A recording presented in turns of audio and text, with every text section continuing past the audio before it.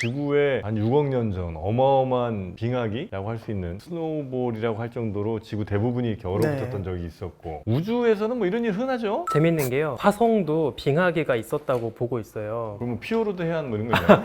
되게 재밌는 지형적인 특징이 있거든요. 예. 첫 번째로 화성에서 빙하기가 만들어지는 이유는 지구에서랑은 많이 달라요. 화성은 지구와 다르게 큰 달이 없습니다. 위성이 없어서 화성의 자전축이 사실은 되게 불안정하게 흔들리고 있거든요. 그래서 우리가 실제로 시뮬레이션을 해보면 화성의 자전축이 지금은 마침 딱 지구랑 비슷하게 20도 정도 기울어져 있는데 거의 90도 가까이 바짝 서 있을 수도 있고요. 또 60도 가까이 기울기도 해요. 관측된 거예요? 실제로 우리가 본 건 아니지만 화성의 역학적인 과정을 시뮬레이션을 해보면 네, 근데 이게 여러 증거가 있습니다. 이런 식으로 이제 자전축이 크게 흔들리게 되면 그 시기에 따라서 예를 들어서 어떨 때는 화성의 극지방에 태양이 정면으로 비추니까 극지방의 얼음이 다 녹아버릴 수도 있겠죠. 그때 화성에서 대규모 홍수가 나요. 홍수라고 할 만한 물이 있었어요? 그쵸. 화성에 지금도 극지방에는 우리 지구처럼 하얀 극지방이 있거든요. 그래요? 네, 그래서 이거를 극관, 폴라캡이라고 하는데 여기에서 물이 한꺼번에 녹으니까 이제 적도까지 물이 싹 흘러가는 거죠. 그러다가 다시 축이 예쁘게 쓰면 다시 또 극지방은 계속 추워지고 적도지방은 더 더워지고 또 깨끗하게 이제 정리가 되는 거예요. 근데 이렇게 많이 기울었을 때 이제 아마 화성 전체가 좀 골고루 추워지는, 적도지방도 많이 추워지니까 그런 이제 빙하기가 있었을 거라고 보고요. 되게 재밌는 증거가 몇 가지 있는 게, 예를 들면 아까 말씀드린 극관 있잖아요. 극관의 얼음을 레이더 관측을 해서 단면을 파악을 해봤어요.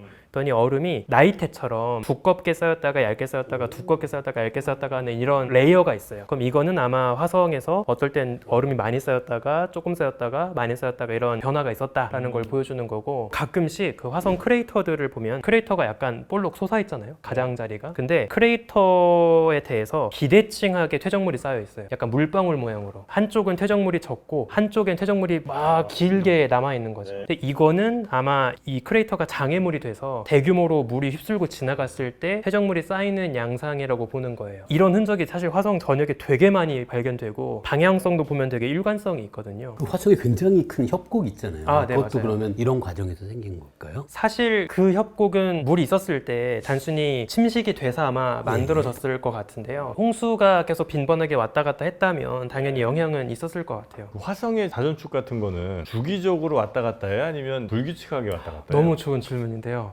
불규칙하다고 보고 있어요. 그래서 달이 되게 중요한 거예요. 우리 지구의 경우에는 바짝 비교적 가까운 거리에 꽤 무거운 달이 있기 때문에 안정적으로 달의 중력으로 지구를 딱 붙잡아주고 있는 거거든요. 그래서 지구의 자전축이 흔들릴지언정 아예 각도가 뒤틀리진 않는 거예요. 근데 화성 같은 경우에는 주변에 진짜 감자 고구마 같은 애밖에 없어서 안정적으로 붙잡아줄 수가 없어요. 배 역할을 못하기 때문에. 그러면 각운동량 보존 법칙은 어떻게 돼요? 자전축이 사실은 외부에서 두 물체밖에 없다. 네. 그 가정하면 화성의 자전축이 저절로 바뀔 수는 없잖아요. 그게 왜 그러냐면 지구도 있고 목성도 있고 토성도 있고 엄청 복잡한 중력적인 영향 때문에, 특히나 이제 화성은 사이즈가 작으니까 잘 흔들리는 그러네요. 거죠. 네. 고구마, 감자 같은 것들 때문에 울퉁불퉁해서 그런 거 아닌가요?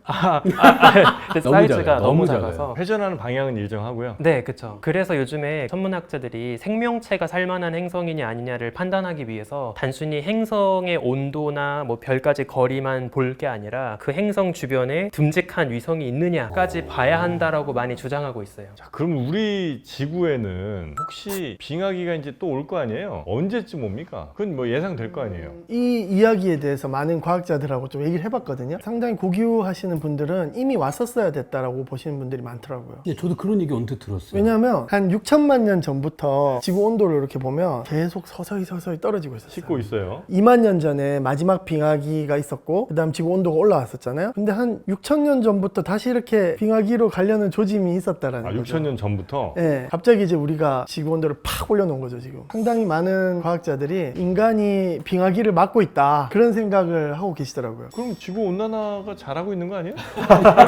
사람들마다 얘기가 다른데 밀란코비치 사이클 얘기를 하진 않았지만 지구 공정 궤도가 조금 타원형에 가까워져야 세차 운동의 효과가 나타나면서 다음 빙기가 올 수 있는데 20률이 굉장히 작은 거예요. 지금 원형에 가까워 가깝게 돌고 있거든요. 예전에는 안 그랬어요? 빙기나 간빙기 10만 년 주기인데 그 26일 주기가 10만 년 주기거든요. 그래서 예전에 빙기 간빙기로 변화할 때는 20율이 보통 컸을 때 변화가 일어났죠. 아, 그러니까 원 모양보다는 타원일 때 그렇죠. 타원이라고 해서 완전 타원은 아니고 네. 조금 찌그러져. 이게 조금 찌그러진 모양인데 그게 상당히 영향을 미치는 거거든요. 네, 네. 그래서 우리가 보통 보면은 북반구의 계절성이 중요하다고 하는데 이거 말씀드릴까 말까요? 시간이 이렇게 해놓고 안 아니 이래놓고 뭐 얘기 안 할 수가 없잖아요.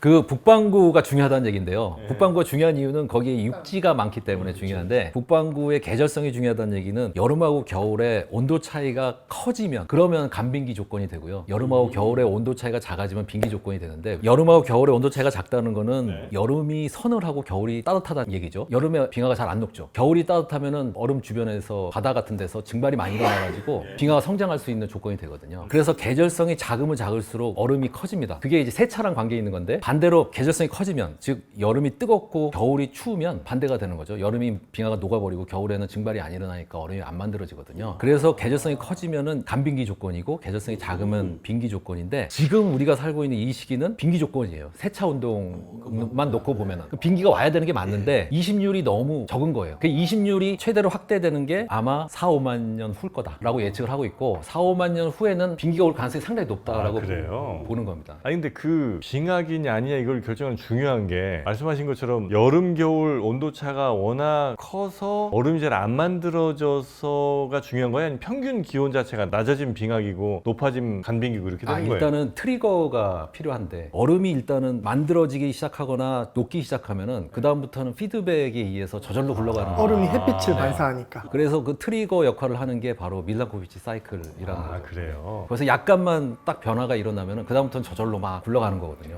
말씀하신 세차라는 게 중요한 이유가 되게 재밌는 게요. 지금 여름일 때 오히려 태양 지구 사이 거리가 멀어요. 여름일 때라는 거는 북반구가 이렇게 기울어져 있어서 태양을 많이 받고 있을 때 네, 그게 사실은 여름이냐 겨울이냐를 결정하는 건 거리보다 태양을 향하는 쪽으로 누워 있느냐 등지고 있느냐 일조 시간에 따라 달라지는 거라서 그러니까 지구의 여름이라는 거예요? 아니면 북반구, 북반구의 여름이라는 네, 거죠? 북반구의 아, 여름. 네. 네. 근데 이제 세차가 반바퀴 돌아서 그게 바뀌면 그때는 겨울일 때 태양에서 거리도 멀어지는 거죠. 북반구의 경우에는. 이제 그럼 더 연교차가 극심해지니까 말씀하신 메커니즘이 더 잘 돌아가겠죠. 홀로세의 시작이 11,700년 전이거든요. 그때가 간빙기 조건이었죠. 그래서 간빙기가 온 거죠. 그때가 이제 홀로세예요? 네. 네. 지금은 이제 둘이세? 지금 네, 죄송합니다. 홀로세 말기에 하여튼 20율이 작아서 다음 빙기는 조금 더 기다려야 네네. 온다. 제 개인적인 생각은 우리가 아무리 막 이산화탄소 배출하고 지구 온도를 올리더라도 이 자연의 거대한 뭐 46억 년 역사에서 기후변화가 지구의 힘으로 많이 바뀌었잖아요. 결국엔 못 이기지 않을까. 그래서 결국엔 빙하기로 가는 게 맞지 않을까. 1년, 5년, 10년 이렇게 보면 뭐 인간의 활동에 의해서 더 가긴 하지만 큰 사이클로 보자면 어쩔 수 없이 간다. 무조건 가는 거는 맞을 것 같아요. 4, 5만 년 후면은 인류가 살아남지 못할 것 같은데. 그 4, 5만 년만 버티면 지구 온난화는 아니 해결되죠. 어떻게 보면 그때를 위해서 지금 화석연료를 좀 비축해놔야 되는 거 아닌가요? 진짜 엄청 떼야 되니까. 그러니까 4, 5만 년 정도 후에 빙하기가 올 거라는 거는 그것도 추정이죠. 근데 추정인데 가능성은 높은 거죠. 가능성이 매우 높은. 20율이 높아지니까 그때. 네. 4, 5만 년 후에도 만약에 남는 학문이 있다면 그건 물리학일까요? 천문학일까요? 지리학일까요? 물리학이죠. 물리학은 뭐 시간하고 관계없고요. 천체가 없어도 물리학이 성립합니다. 아 그렇습니까? 지구가 없어도 그렇잖아요. 빙하기 오면 그때 막 기상학이라든지 관심을 많이 받을 것 같긴 한데 그때까지 살아있어야죠. 하여튼 우리는 서서히 온도가 떨어지는 쪽으로 지금 지구는 가고는 있다. 현재 상황을 몇만 년, 몇십만 년 긴 스케일로 스케일에서. 보면 긴 스케일로 보자면 지금은 올라가고 있고요. 네, 지금은 굉장히 위험하게 올라가고 있는 거죠. 너무 빨리 올라가고 있으니까 걱정이죠. 4, 5만 년 전에 인간의 활동 때문에 혹시 큰일이 생길 수도 있는 거죠? 그렇죠. 위험할 수 있죠. 상당히 위험할 수 있어요.